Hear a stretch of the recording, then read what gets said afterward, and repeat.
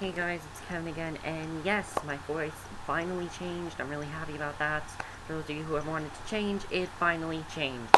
Which is good because I think not only will people be able to take me a little bit more seriously in my videos, but you guys might appreciate them a little bit more. I personally am happy that changed because I don't have to get, bad reviews from people now. So let's just get to, this is going to be my review for Justified Season 5, Episode 8, Whistle Past the Graveyard. Now, I was really looking forward to this episode, because with the amazingness of last week's episode, I mean, I said it to you last week, they had the best ending of any episode last week. It really was an amazing ending. I'm really looking forward to seeing where they were going to go from here. Did this episode disappoint me? No, it did not disappoint me. Was it as good as last week's? No. I didn't think it was as good. However, I did think that it still was a really good episode. Not my favorite of the season, but it still was a really good episode, and I really did enjoy it. I also like the little twist we got in there. But let's just get to this episode because I did really enjoy it. So the main plot, of course, was Raylan. Now we see Kendall. He's walking on the side of the road. This guy pulls up, offers him candy and a puppy, and as we know, never trust a guy who does that. Why would Kendall do this? He tells Kendall to get in, and he does become the would-be perv is his Uncle Jack. It's actually not a stranger. It's actually his Uncle Jack. And he tells him that they should grab his sister and get breakfast. So Kendall and Jack eat with Wendy, and he tells them that he's been gambling with minors and taking advantage. And he insists that he's doing well. So Wendy asks why he's there, and he says he's there because Kendall called him a few times. He asks how Danny is, and says he still wants to cut off his dick. Jack offers to take them out for a nice time that weekend, but Wendy says they have to go. She goes to the restroom, while Kendall tells Jack that he hates it there. She comes back out and finds him gone. Kendall finally calls her, and Wendy is in full freak-out mode. She tells him to bring Kendall back, and he says they'll call from Ohio, So she's really terrified at this point. She doesn't know what happened. She comes into a brothel, though, and she finds a guy waiting who demands to know who she's on the phone with. She tells him she's not a working girl and that they'll be in later. He says his name is Michael, and he's looking for Jack Anderson, and that is Uncle Jack. That's who he's looking for. He's looking for Uncle Jack. And she plays dumb, and she says they have a regular named Jack, and she offers him a drink, and she says no, and he says no. So she asks if he's a cop. He says he's not, and then tells her he'll take a rum and coke. She grabs a bag of trash he's hitting a shotgun in, goes out, shoots out the guy's tires, and then takes off in his car. So Raylan brings Allison a Victoria's Secret treat to make up for her paying for his drinks. He shows her an envelope of money. He says he wants to call her number 7. He tells her he's going to Miami to see his ex and his baby, and wants her to come along and hang out by the pool. And he gets a couple calls from no caller ID, but doesn't take them. She isn't sure if it's a good idea to take along a girl when he goes to visit his semi-estranged family. She reluctantly agrees, and he tells her to pack. His phone rings again. She tells him to get it. And I kind of like Allison's attitude. She didn't want to. She's not the type of girl who wants to be in like a love triangle. She wants to be with Raylan and only Raylan. She doesn't want Raylan to fall back in love with Winona, which we don't know if that, with Winona, we don't know if that could happen, but you never know, it could happen, and she didn't want that to happen. So then, he gets a call, and it's actually from Wendy. She tells him she needs help because Kendall was taken, and he tells her to call the police, and she says his Uncle Jack has him, and that someone is after Jack. She offers him information on her brothers, but won't offer anything detailed. She offers to get Allison's suspension lifted. That intrigues him, and they agree to meet her. So then, Jack gets a call about credit card problems, and Kendall asks what's going on. He says the manager called and accused him of charging a bunch of stuff he didn't. Jack tells Kendall they should head to Six Flags in Texas, and Kendall tells him to tell the truth. Jack tells a cock and bull story about, a complete bullshit story about saving a girl from being raped by bashing a guy's head in, and says the guy is out of his coma and chasing him down. As we know, this is complete bullshit. He's not telling the truth here. Jack says Kendall needs him to go home, and he tells Jack he thinks he can handle him. So then Jack tries to get Kendall to help him steal a car, and Kendall calls him a liar. Jack tells him to tell him when he's lied, and Kendall says he knows Wendy is his mom and he's his dad, which was a pretty big reveal. I mean, it makes sense as to why Wendy was there, but it's because she's his mom. I mean, it makes sense now. It really does make a lot of sense as to why, why she was there, because she's not his sister, she's his mom. Now, it's kind of a predictable twist, yes it is, but I thought it was still a nice twist, and I liked the twist of that in the episode. I thought it was still a really good twist. So he asks if Wendy told him but doesn't deny it. Kendall tells him to tell the truth, and Jack admits he was skimming from poker games, and Michael is the guy he stole from. Then Michael shows up, Jack runs off, leaving his son there. Michael looks at Kendall and calls Jack a pussy. So Raylan asks her what the crows are doing in Mexico. Wendy tells him that Kendall is her son and that Jack is his dad. She tells him the sad story of getting knocked up at 22, and Jack was a loser. Raylan wants to talk about Daryl, and she says not until he gets Kendall back. So then Jack calls, she asks where he is. He tells her that they need one of her brothers because he messed up bad, and Michael has Kendall. It kind of makes sense as to why she was flirting with Raylan in the last episode. It does kind of make sense now, because maybe she feels Raylan is her only escape from all of this, because if you think about it, Jack doesn't love her. Jack's a complete crazy person now. He doesn't love her, and she just wants to escape from it, and the only reason she can, the only way she could escape from it is possibly going with Raylan. That might be the only way for her to do it. So Raylan tells her that the shooting out tires isn't always enough if he had a second car or partner. She wants to know how Michael caught up with Jack before they did. He says that's not his problem, and they need to focus on getting Kendall back so she can give him the info he wants.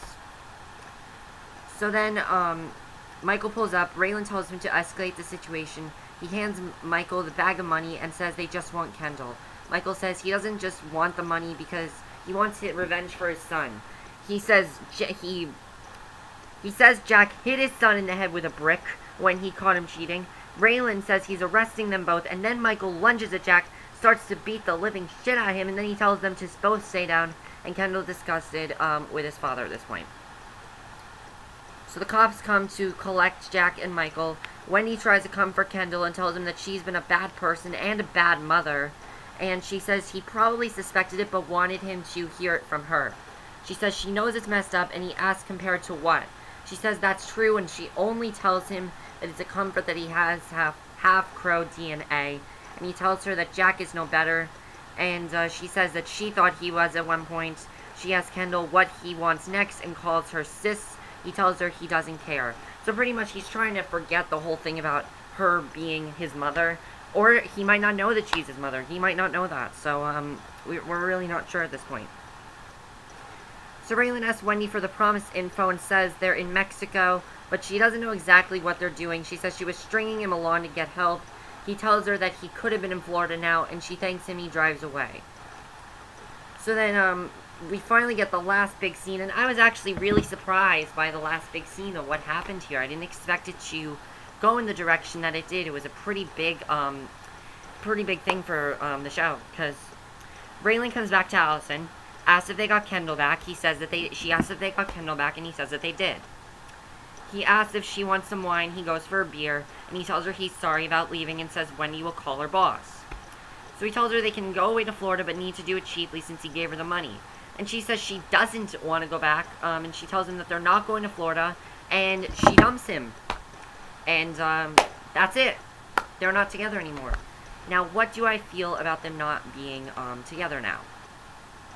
Honestly, I mean, I really like them together. I really did like Allison and Raylan together. It was a good relationship. She did have the drug problems. She did have the drug problems and everything, so that's a bad thing.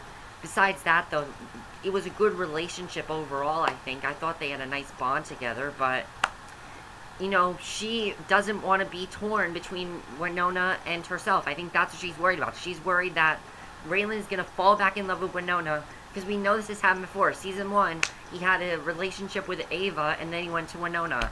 This happened with, seasons 1, 2, and 3, and then he had Lindsay last season. This season he had Allison. Are we going to see Allison again? I hope so, because I really like her character. I like the way she thinks about things. I think now we're going to get an individual Allison storyline, which I kind of would like. So yeah, I really was surprised by that, but I enjoyed the ending as well because I felt that she did do the right thing. So now let's go to Boyd. Boyd's storyline in this episode was still very, very interesting, and I really enjoyed it a lot. So Dewey complains that he's hungry, while Alberto tells Boyd that their deal is off with Yoon because they spilled blood in Mexico, and Boyd tells Jimmy and the Crows to load them up, but Jimmy's worried. Danny wants to call a guy they know who can help them smuggle them across, but Daryl isn't happy. Boyd tells the Crows that they're responsible for getting the dope across the border since they did the shooting. So the Crows and Boyd, they're headed across the border. Daryl talks up how the Crows can help him move his drugs. Daryl says he wants Boyd to think of them as family, and Boyd reminds him he just executed his last blood relative. They hear ruckus in the back of the truck, and they pull over. They open the back, and they find Dewey bitching about the heat and corpse stink. And this was, again, a very funny scene. I love Dewey in this season because one of the things I love about his character is that he's just so funny. Everything he says is just so ridiculous and so funny. And I thought that was a really funny scene. A way to make things a little bit funnier. So then the Crows are brawling with Jimmy, and Dewey says they need a car with AC, with air conditioner, that is. So then, after this, what happened after this? There are blue lights in the desert, and Daryl panics. Boyd tells him not to shoot unless he has to. The cops get out with guns drawn, and the guys get out of the truck and the car with hands up. So Jimmy translates and asks what they want. The cops ask what they are carrying, and Boyd tells them they've got Bibles. Daryl asks if they've accepted Jesus as their Lord and Savior, and the cops lower their guns and remind them that most of Mexicans are Catholic. Which I did not know that personally. I thought that was an interesting side note, but I did not know that. Daryl says they have found the Lord and they do mission work, and the cop tells them they can protect them on their journey, but it won't come cheap. Boyd asks if he's extorting the Lord's servants, and Boyd gives them the money, but then they want the truck, and the cops, the guns come out again, and Boyd says it's not for sale, and the cops tells them that everything is on sale in Mexico. Boyd hands over the keys, and they drive off with it and away. So I kind of like the way they did the religion stuff. I didn't really expect that, but I did like it.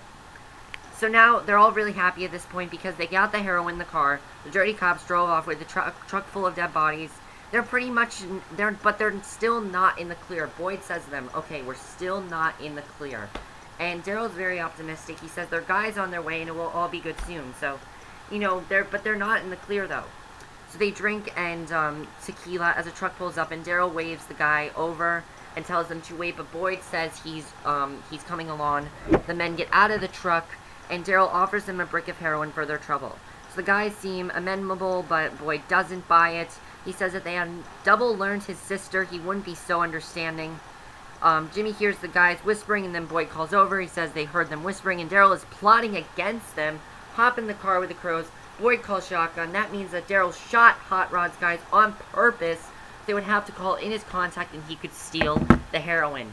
I love where this is going. I really love that because I didn't expect that to happen at all. I actually thought he was working for Boyd, but I should have known he's the big villain of the season. Of course he's going to go behind Boyd's back. And now he's gone behind Boyd's back. Daryl is a pretty bad person because Boyd was already a bad person. Daryl's even worse, though, now, now it seems. And, that was, Boyd's plot. Now let's finally, really quickly go to Ava's plot. With Ava's plot, honestly, I didn't really care for Ava's plot in this episode. She comes to the infirmary to get her arm reset. The nurse pops it back in, offers her some aspirin. She tells her she heard she might be able to get more powerful painkillers. The nurse tells her if she dislocated her shoulder to get drugs that she's an idiot. Walks away, and Ava's in a lot of pain at this point. So Judith asks Ava if she went to church as a child. She says it didn't take it for her. And she says they don't need a man's help. And I like that they talked about God a lot in this episode. I really enjoyed that. I did like that. And Judith tells her she has to find a way to get the drugs in. So I really did. I really enjoyed that. So Ava comes out of the shower, finds a nurse and a guard there. She says she's there to check her shoulder. And the nurse says she shouldn't talk to her in public. She says she will help if she doesn't tell Judith she's the one helping. She says there one man on the outside has to do something for her, and Ava says she's in, and tells her that the shoulder looks good and to stay out of trouble. And then Ava tells Judith she's got it coming. Judith wants to know how Ava won't tell her how, and Judith asks if she trusts her, and Ava says she doesn't know her, and her whole God story doesn't add up. So, Ava at this point, Ava doesn't buy it at this point. So, that was basically the episode. Now, one of the things I really liked was that they did talk about God in the episode. Not really something I expected with a show where, your main villains are drug dealers. I didn't really expect that to come on the show, and it was a nice touch for the show. I really enjoyed that a lot. That was something that I really liked. But, that's it for my review. But I know it's weird to hear my voice this way, but it did change, and, that's it for my review. I hope you enjoyed it. Let me know what you guys saw this episode. I think the best part definitely is that Daryl betrayed Boyd. It's going to be really great to see what happens there. Definitely Daryl is going to be dead meat now, because Boyd cannot die on the show. Obviously, Daryl's going to die now. That's it for my review, though. I hope you enjoyed, and I'll see you guys in my next video, which will be my review for The Americans. So, see you then. Bye.